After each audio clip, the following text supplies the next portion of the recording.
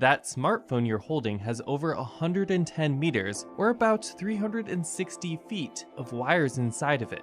That's what it takes to combine a camera, speaker, display, Wi-Fi, antenna, GPS, battery, fingerprint sensors, dozens of microchips, and many more components into a single device, and have all the components work seamlessly together.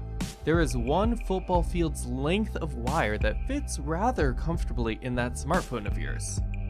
But wait, where are all these wires? Enter the printed circuit board, or PCB.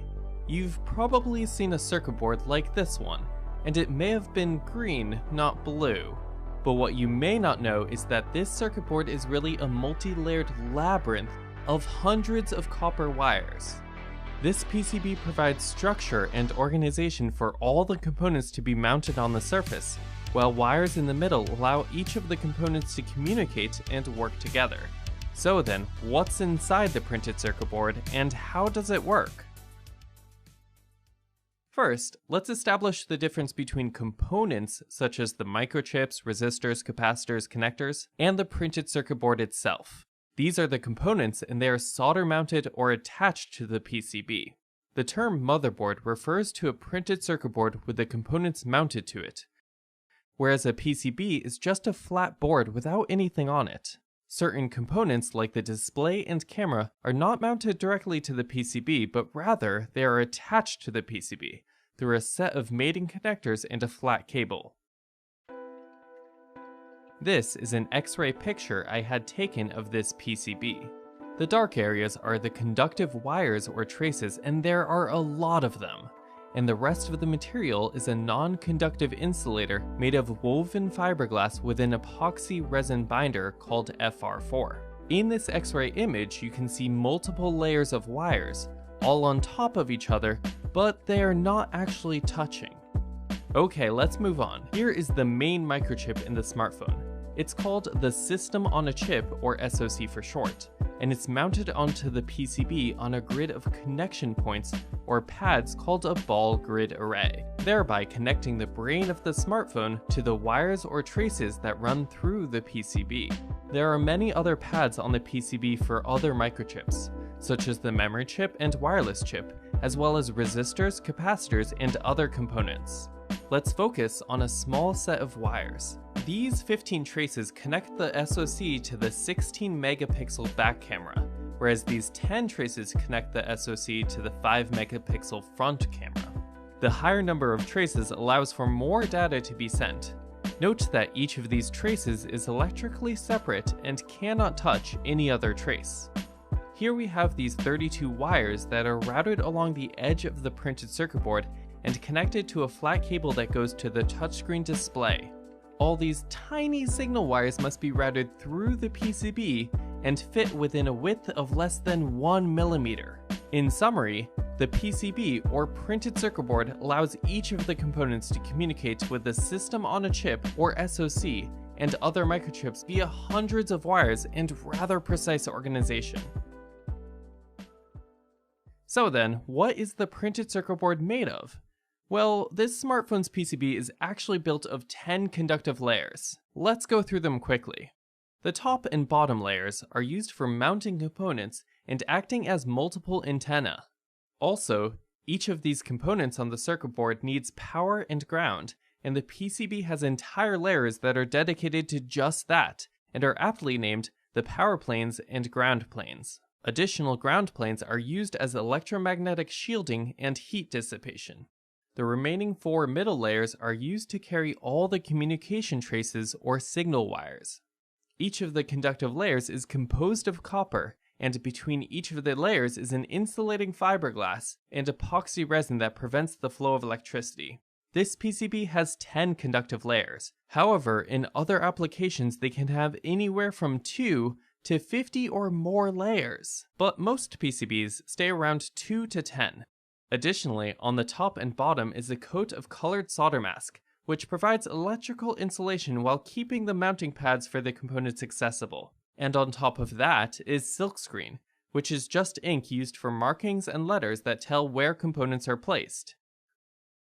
Let's jump out of animation. Hi, I'm Teddy and I'm the creator behind Branch Education. Let's take a short break from all this technical jargon and slow down and chat. I think it's truly amazing that 50 years ago computers took up entire rooms and looked like this. And now after decades of really hard engineering and development, we have something this light, small, and thousands of times more powerful, and everyone has one of these in their pocket. Our world is amazing. But these innovations were only made possible because of the hundreds of thousands of scientists, mathematicians, and engineers that studied hard and then worked even harder to discover and design transistors, microchips, and PCBs, while shrinking the size of each one of these by factors of multiple thousands. So here's my pitch. If you want a future full of even more amazing innovations, then you should take it onto yourself and pursue a career in science, technology, math, or engineering. But if you can't do that, another way you can help is by liking and then sharing this video.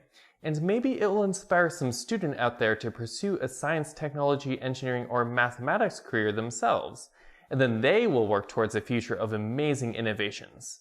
Hit this like button here, and then this one here, and then share this video with others. Thanks for watching and helping out.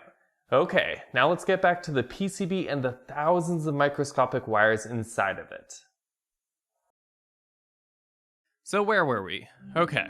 With 10 separate conductive copper layers and insulating material between each layer, how do signals travel from one layer to another? Well, vias, or vertical interconnect axes, perform this function. You can see them in the X-rays here. Vias are drilled and metal-plated holes that connect two or more layers. There are three types of vias. Through vias are holes that go from the top to the bottom layer. Blind vias connect either the top or bottom layer to a middle layer, and buried vias connect internal layers to one another. Because vias can pass through multiple layers, when they pass through a layer that they don't want to connect to, the copper is removed from around the via on that layer. Let's take another look at an X-ray of a very small portion of this PCB, and then let's zoom in even further on this X-ray. Here are the pads on the top side of the PCB for mounting components, and on the inside you can see a set of wires running this direction, and then another set of wires running perpendicular to that direction on a separate layer, and a third set of wires running at an angle, while vias go between each layer. Here's a dime so that you can get a sense of scale for the size of these wires. These intricate wires found inside the PCB at the center of your smartphone are just mind-blowing.